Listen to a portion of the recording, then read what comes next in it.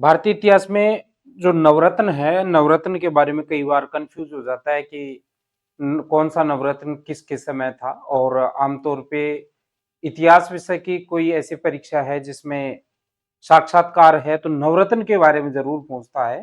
तो भारत के इतिहास में दो शासक ऐसे हुए हैं जिनके दरबार में नवरत्न रहा करते थे। नाइन जेम्स उनके दरबार में थे। एक आपका पहला जो शासक है वो गुप्त साम्राज्य के समय में देखने को मिलता है, चंद्रगुप्त विक्रमादित्य, जिसका कार्यकाल था 375 से 415 एडी में। और दूसरे शासक हैं अपने अकबर, जिनका जो टाइम पीरियड है 1556 से लेके 1605 तक इनका टाइम पीरियड रहता है।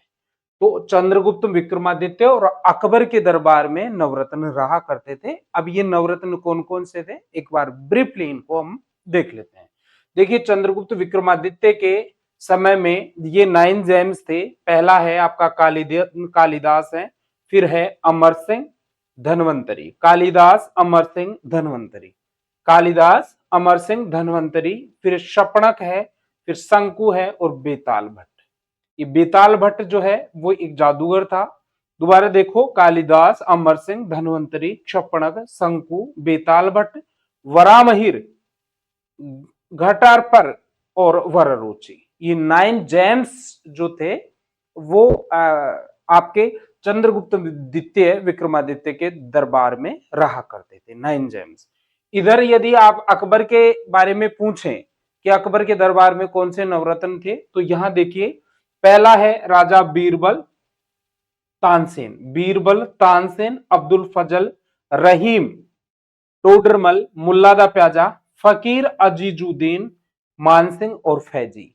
दोबारा देखिए, अकबर के दरबार के नवरत्न थे राजा बीरबल, तानसेन, अब्दुल फजल, रहीम, टोडरमल, मुल्ला दा प्याजा, फकीर अजुजुद्दीन, मानसिंह और फैजी।